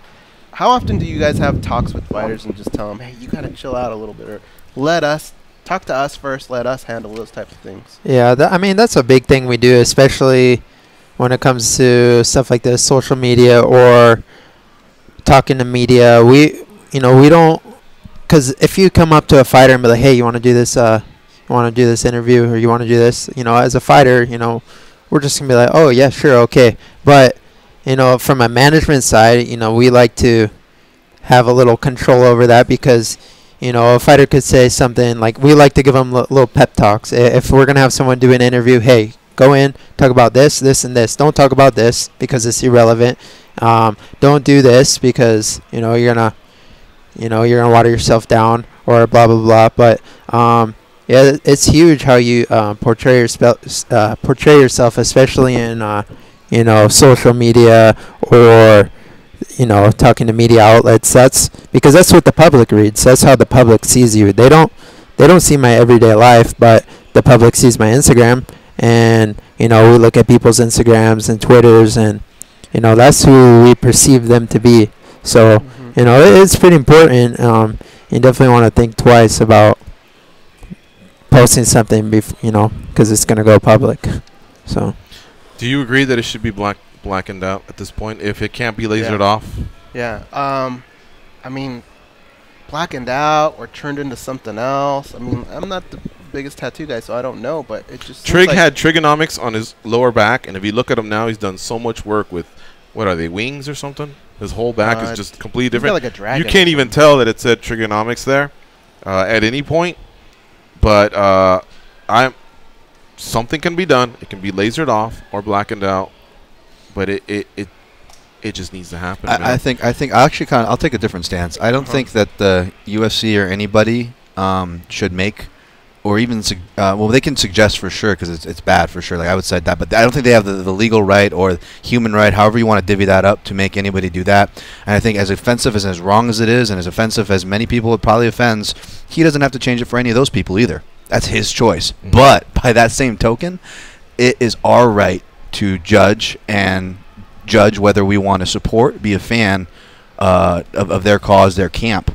You know what I'm saying? And it's up to the UFC whether they want to support it. And if they do, I think it's going to be punishment enough that this is out there, especially like Dan was saying, in this day of social media where things can just kind of just spread, right? I think that's going to be punishment enough and kind of inhibiting of her brand enough. Even if it's at a minimal level, it's going to have some effect no matter what you think. That I think that's punishment enough that it's being brought to light. And the fact that they're acknowledging it, good on them. Could they have better acknowledgement? Sure, but you know what? When it comes to stuff like that, at that point, it's kind of clear, in my opinion, and I'd rather someone just be honest, even if it's something disturbing, like, well, it make me look more like a redneck. Whether I agree with that, it's irrelevant. Hey, at least he's being honest. It's out in the open, and we have the right to judge that. And I will say this, if he did prison, which I've never been to, but I've heard, I understand that there's certain pressures, and there's certain segregations, and maybe, I don't know if you're brainwashed, or maybe you're convinced that this is something you need to do, and let's just say you did it, or let's just say someone did it to you. You're not there any longer, right? And here's another thing. I know a lot of people that get tattoos feel like it's almost like a resume of their life, what they were feeling at that moment and why they got it. And some people go, they wish they hadn't, and others are like, okay. Some people say they just didn't look like it did back then. You change. You change as a human, right? But that right there is too hurtful to a community of people. It was a genocide, for crying out loud. Right. You know what I mean? And on the other side was spotted, I think it's called the SS symbol. Yep, that's what I'm saying. Yep. It's that's like a rank and file type of tattoo. So that's even more suggestive. That's not even like art. That's not even like timepiece. I'm a historical nut, not just because that's kind of a lot of guys' defenses. And I'm telling you, man, even if they disagree with the stance, he should be looking out for his wife, because this will impact her. Yeah. Even if he doesn't listen to me yes, or you or us or the people it will impact her, because there are a lot of other companies that will not tolerate that in the slightest bit. So that's why I think, as stubborn as people can be, I don't know what that culture's like. I don't know if people like doing that or what. It has to happen. And not a defense of his actions, but I'm glad you brought up the prison thing because, you know, like we were joking, like, you know, you thought Dan Ige was Mexican, and I was saying that being, you know, a Hawaiian out here in Nevada, I get mistaken for a Mexican too. Hey, we're Hawaiian, but I tell you what, me and Dan Ige end up in prison. We're Mexican all of a sudden, I guarantee. Oh, yeah, Danny Trejo, he's my uncle. Yeah. I might just start falling in with that line too. I mean, kind of to that point, not a defense, but, you know, I'm just saying, you know. Can those you never be know. With all the work you guys have, can it be lasered off? Why is he saying they can't be lasered off? It can. It's just to take multiple sessions, especially the harder it is, the darker it is. But he doesn't have any blackout. If he had blackout, it's because he was going to have a cover up, which he doesn't have a cover up. I have a lot of black, but I'm not covering up anything there. I promise, guys. I promise. But this will be take multiple sessions. I mean, even people that have like, I've seen people with dark like face tattoos and like tattoo magazines. They'll have like real embedded like jaw lines and stuff, and they'll show like an article of multiple sessions. It takes a long while. It's super painful. But I mean, yeah, that's another approach to remove stuff for sure. And people will get that, and a lot of guys will get it removed so they can get it re-tattooed over. So it's not even like you're stuck with some scarry, weird, fleshy tissue. You can actually just get it re-tattooed over with something different. Maybe I watched too many TV shows, but there was a couple guys on the Sons of Anarchy when they kicked them out of the club. They got torched. They got hung and torched, and that tattoo was no longer there. Oof. So there's options. Now that doesn't need to happen to that dude. I'm not saying that. All I'm saying is the fucking thing can come off. Right? Yeah. Hey, Danny, if you have a chance, producer Danny, there's so many Dans here today. Ask your tattoo guy like show him a picture of it and just ask him what he thinks of that. If he can get that done or what that process is. Okay. All right. He couldn't even say wow to that. Yeah. Let's talk to Dan in Oregon. What's up, Dan? What up to all the Dans out there? Yeah, Dan's strong. Dan Ige, man. I'm looking at your record here, and the UFC kind of brought you in to fight a hometown guy, almost, over there in Boston.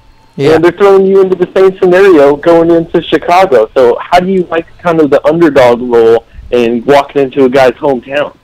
I've always been the underdog. I've always fought guys in their hometown. I mean, I'm a Hawaii guy, so, you know, I've had a lot of my amateur fights there, but if you look at all my pro fights, you know, one of them has been in Hawaii. Actually, two of them. So, you know, I've always walked into the other guy's backyard and, you know, fought the hometown guy, and I like it. I like it when the crowd roots against me, or I actually doesn't really matter to me because I kind of black it all out anyways. But yeah, it's less pressure for me walking into the guy's backyard because I don't have to. I'm sure he has a million friends and family hitting him up for tickets this week, and you know, hey, let's go here after the fight, let's do this. Hey, you got, you know, this and that. Like, I don't have to worry about that. I just show up and fight, you know, whether I get booed or not. I'm going to go in there and get the job done. So, it's nothing new. Nice. Yeah. A couple more questions. On that note, what do you think of UFC Hawaii? Are you on the train that everyone else is on, where the sooner the better? Heck yeah, dude. If that happens, that would be amazing. You know, it's always been, you know, I love Hawaii. That's where I'm from. That's my roots. And for the UFC to bring it to Hawaii, that would be huge, not only for us fighters, but just for the local fight fans. If you go to Hawaii, you know, the fight scene is huge over there. Just go to YouTube right after this. Just type in Hawaii scraps. Look at everyone. Everyone's got like good technique. They're throwing leg kicks, 1-2, 1-2-3, 5-punch combinations. Like, everyone's a fighter. It's just it's our culture, and the UFC has to come to Hawaii. I don't care what excuse it is. You know, the tourism, the TSA, or whatever it is. But they need to get it done and come to Hawaii. Whether it's a fight night, pay-per-view, it doesn't matter. We got venues. We got the Blaisdell. We got I know they talk about the stadium. That's cool. You know, they could do that, but they were just in Utica, and apparently the arena fit 5,000 people. Yeah. So the whole point, I mean, a pay-per-view would be legit, but they could at least do a fight night and get things going, right? Yeah. And if we lead up to the stadium show, great, but do a fight night. I think BJ Penn was just in Utica, kind of, you know, rallying for the UFC Hawaii. Just bring a fight night. You know, we got the Blaisdell, holds a good amount of people. Stan Sheriff. Come on, let's do it. On that note, I believe the Hawaiians would probably be willing to bump up the start time, because I think that's a big old thing for the UFC is they want that 7 p.m. start time. And, I mean, I'm over here on the West Coast. I'm already watching NFL at 10 a.m. The East Coasters think that's weird as hell. Well, I imagine the Hawaii people are already doing that. I don't see a problem with the day card at all. But, man, I'm super excited for this Fight Pass prelims fight card. You look at this thing, and this could be an FS1 main event on any card out there. And so I'm looking forward to this one here. And back to you guys. I'm out of here. See you, Dan. Appreciate it, man. Easy, Dan. So they're 3 hours behind. Their start time would be, I'll tell you what, I'll figure it out during the break. Let's go to commercial. It's MMA Junkie Radio on Series 6 Rush 93. When we come back, I'll give you the start time to what a UFC pay-per-view would look like. And we also have to discuss today's daily debate. It's MMA Junkie Radio on Sirius XM Rush 93. Stay close. We'll be right back. We have Dan Ige in studio.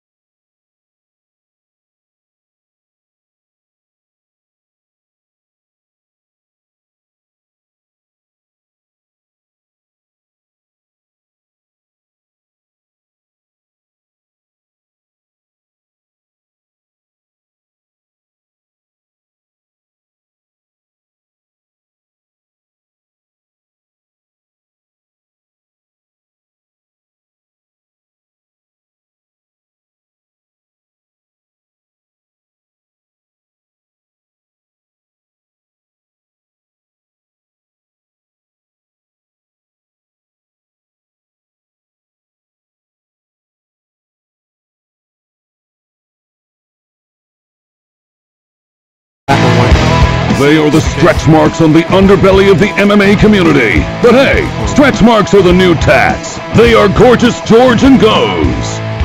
You're good. Should be good, yeah. All right, if you play fantasy sports, SiriusXM has the channel for you. Listen to Fantasy Sports Radio to hear expert advice from top fantasy baseball and football analysts. Whether you need to help setting up your baseball lineup or you want to know who the breakout players in fantasy football will be this season, the place to be is Sirius 210 XM87, or listen on the SiriusXM app by searching Fantasy Sports. All right, we got to do the daily debate. Y'all ready? Let's do it. The daily debate question for today, brought to you by the MMA Junkie radio team and UFC featherweight Dan Ige, who fights Saturday versus Mike Santiago at UFC 225, is the following. Bare Knuckle FC debuted this past weekend on pay-per-view with a host of UFC and Bellator vets. Do you think the Bare Knuckle event reflected poorly on MMA? No or yes? Goes. I'm going to say no. I think anybody watching that is smart enough to distinguish between the two. I think it's like back in the day when you would watch Tough Man. You didn't really say that reflected bad on boxing. You kind of just understood that they were two different types of fighting. With Bare Knuckle, I mean, yeah, there are similarities, but it's just, at the end of the day, it's way different than mixed martial arts. So I'd hate to say this, but anybody dumb enough to think the two are the same, that's on them, not on our sport. Mm-hmm. How about you, Danny Gay? I actually didn't watch it, but I saw some highlights on Instagram. You know, look pretty, look pretty awesome. But people got to realize, you know, the difference between MMA is way crazier. If I can wrap a cast around my hand, and I could punch a guy way freaking harder in the head without breaking my hand. I can't hit a guy as hard with a bare fist. You know, I'm gonna break my hand. You know, we might get cut up a little more, but MMA is no joke, man. And you know, I think bare knuckle, you know, people see that as like kind of like brutal and like a savage, you know, like maybe not too, you know, I don't know the word, but you know, for the public eye, like, oh, that's like a, you know, that's it's all in the just a blood terminology. sport. You know, Yeah, it does sound like it's wearing more carnal. yeah, there's a word. Than MMA, which we're now just putting past a lot of people that had barriers and felt like, yeah, primal, carnal, yeah, one of those, you know, where it was a bunch of cavemen going out there and they're like, wait a minute, no, these people are, you know, there's a lot of collegiate wrestlers and karate, you know, practitioners, Brazilian Jiu-Jitsu. So many people can succeed at this. Other athletes that have come from other sports.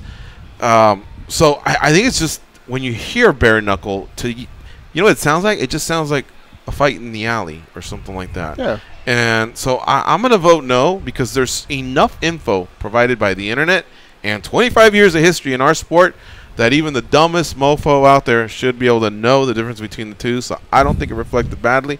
And I watched a few of the fights, and I actually enjoyed it. I think they have a future, but it wasn't what I need. You know, it didn't satisfy my needs as an MMA fan. Dan? I enjoyed it, and I get it. I mean, there's some former MMA fighters that were in the promotion from this weekend. It was called by, you know, a familiar voice, so I get the association on that level. But it's so small, and it's outweighed by the same reasons you guys just said. People should be able to know the difference, and I don't think that it's a spectacle, but it's a much different kind of spectacle than MMA. I don't think it's going to affect or rub off on it negatively. I'll vote no. Well, that's what most of the majority came in with. 62% said no. 38% said yes. 569 of you voted. Shout out to Ben Folks, who was out in Cheyenne, Wyoming, covering the event for MMA Junkie. He did a lot of stuff pre-fight, and of course he covered the event and, you know, was there to do a recap, and he did an excellent job. In fact, there's just a nice history of bare knuckle fighting going way back to like the 1700s, the 1600s. On the other side of the pond. So if just having a good read, long form read, is of interest to you, I thought Ben knocked it out of the park with that. Yeah, definitely. All right, so Dan Ige, when do you start to? When do you travel? Tomorrow? Yeah, I leave tomorrow. All right. Have you already packed your bag, the mouthpiece, the cup? No. The Reebok. Oh, the Reebok gear they give you there, right? Yeah. Do you get fresh new stuff every time, or? Yeah, they give us like a couple T-shirts for the week, some sweats, some slippers, socks, underwear, everything. Pretty Let's much say the guy everything. goes like this. Here you go. Yeah. Can you go? Give me another one. Are they pretty cool, or is it pretty strict, tight with their inventory? I don't know. Maybe if you're like Frankie Edgar or someone, you can squeeze a little more out of them. But I don't know. I feel like they're pretty strict on their inventory, at least until everyone gets their stuff, and then maybe be like, hey, you got some extra size 12s back there, and throw them my way. But Are you a size 12, really? Yeah, Damn, I'm this a guy's hobbit. featherweight. That's why people say, oh, you should go to bantamweight. I'm like, no, dude. Like, I got big bone structure. Can't. you get told that a lot? Yeah, some people tell me I could go to bantamweight, but What like do you walk around at? 160-ish. I mean, I'm in the 50s now because it's, fight week, but right. So that's what I was alluding to earlier when I was surprised you said you didn't cut a lot of weight, because that's something that I don't think people incorporate. A lot of the people who have some kind of island in there, I don't know your exact ethnicity, but a lot of the islanders per se, they're heavier bone, and it sounds like an excuse, but it's true, and I think it's probably not a coincidence that a lot of the best chins and a lot of knockout guys are often associated with whether it's Hawaiian fighters or otherwise. Like I think there's something to that. That's my bro science, but I don't know. Yeah, I don't know. I mean, if you just talk, I'm not gonna sit here and boast about myself, but if you talk to the people I train with, they all say, man, like I'm strong for my size. If you ask Ray Sefo, he always tells me, he's like, man, you hit like a light heavyweight, you hit like a truck, and it's not that I'm trying to hit hard. It's just there's big bones. It's just the way you get down, right? Yeah. Tell me how you get down on the streets. Tell me a good street fight story. I've had a couple. I'll tell you the one I lost. So I guess you could say I lost. I was in 9th grade. I was actually with one of my friends. This I don't is know. the mean streets of Honolulu? No, North Shore. Okay. So we're at Sunset Beach. That's like, if you look it up right now, Sunset Beach. It's a pretty famous surf spot. That's where the magnificent Morocco's from. I was surfing there with one of my friends, and then like, I don't know what was going on, but I felt like in Hawaii you feel like you have to kind of prove something just to kind of maybe fit in. And I was in 9th grade, and I felt like to be cool, I had to take on this one guy. He was a senior in high school, big Samoan dude, probably 190, 200 pounds, 5'6". So pretty stocky guy. I was probably 140, 130, 9th grade. But I thought it was tough because I had some previous street fights that I never knew how to fight. I never trained a day in my life. I knew I had a pretty hard right hand, and that was it. And this was on the sand? Yeah, on the sand. So me and my, it was my friend, but we were fighting. So we're full on fighting, but we're going up and up. I was throwing a couple right hands. He was hitting me, and then I grabbed his head. I threw some knees because I've seen that on TV.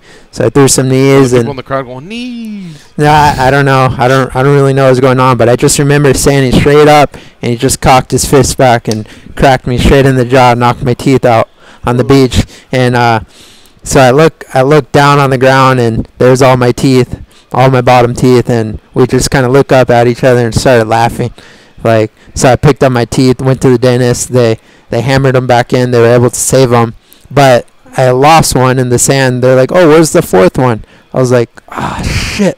So it was back in the sand. So they made a fake one, which I eventually swallowed one day. I was eating a sandwich. It was like on a retainer, and it came out, and then I didn't notice it came out, and I swallowed it. Came out the other end. You don't look for it though, right? That's done at that point. Well, I kind of looked for it. What? Well, Yeah, and but in the bowl, huh? You can't put it back, right? No. Okay. But anyways, so actually in my last fight, my UFC debut, my teeth got knocked in, the same ones that got knocked out. You don't really see it in the fight, but Julio, he threw a front kick, and it just barely tapped my teeth and knocked all my teeth back. So I just got a full, permanent bridge. Thank you, Dr. Kim, Hollywood Smile Dental. They hooked it up. So, yeah, that's my street fight story. It's a crazy story. All right. We got to take a break. It's MMA Junkie Radio on Sirius 67 Rush 93. Stay close. We'll be right back to close up shop.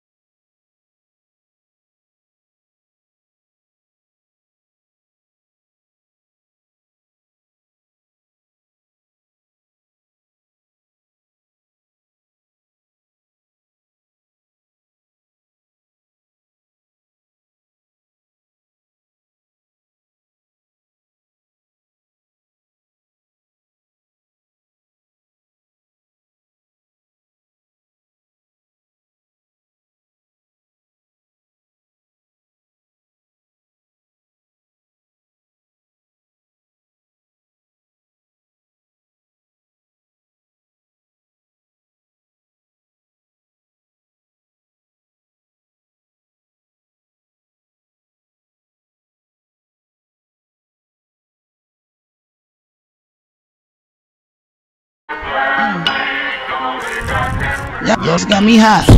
They pat down TSA agents because they don't know where those people have been, and because they can. They are Gorgeous George and Goes, and this is MMA Junkie Radio. The Vegas Golden Knights aren't just the talk of the NHL and the sports world, they're the talk of the town in Las Vegas. Follow the money while you follow this expansion team's quest for the Stanley Cup.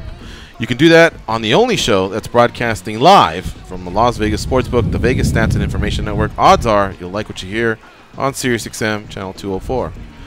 Dan Tom, you chose Marlon Moraes to win the main event this past weekend. And in the co-main, you also took Gregor Gillespie. Yes, sir. Dan Tom also picked Walteris to win, RC to win, Julio, right? Yep. Sam Alvey, Sajar Eubanks, David Timur, Bilal Muhammad, Desmond Green, Escobil, except her fight fell off because chap lips. Yeah, right. Nathaniel Wood, and Shorty Torres. Now, Shorty Torres, we'll say you got that one wrong. I mean, it landed, but you've been on your fair share of ones that didn't go your way. The Alvey one, so you got to take that one. The Alvey one put an asterisk next to that too. That was close. That could have gone either way. You only lost the Ellenberger fight. That was quite a run, man. Yeah, I was remembering that shit. I was like, Dan Tom's on fire. That was a tough one to pick though. Like Dan broke it down well. I mean, it was kind of. I mean, both guys had their negative sides to it. But I will say, it took the sting off. That the one pick that I lost was my one play was the Ellenberger. The under. Saunders under, so that cash. So it took the sting off. I was thinking about you, Dan Tom. I was like, all right, cool. Thanks, man. I people appreciate out there, that. man, you got to hit these links. He's doing all this work for one reason or another, right? All right. Dan Ige, thank you so much for co-hosting with us on Fight Week. Safe travels to Chicago. Good luck guys. on Saturday night. Go out there and get the job done. For sure. Thank you guys so much for having me. It's been an honor. And, I can't wait to go out there Saturday. First fight of the night. So make sure you tune in. UFC Fight Pass. That's right. What's the prediction? I'm going to win. I saw you go like this. Yeah, we'll see. I'm ready for anything. Yeah. All right. Big right, big left, big anything. All right, cool. 5,063 were in attendance, by the way, at Utica, New York, and the gate was 322,000. The bonuses went to Marlon Moraes, Gregor Gillespie, Ben Saunders, and Nathaniel Wood. We'll be back to cover more tomorrow. I'm sure there's lots out there. Again, congratulations to Misha Tate. She had her baby girl, and congratulations to Cub Swanson, officially married to former host Kenda Perez. All right, for Danny back east, Dan Ige, Dan Tom, Goes, Skyler, making an appearance from Hawaii. I'm George. Have a nice day. Go out there and be a champion. Go Vegas Knights.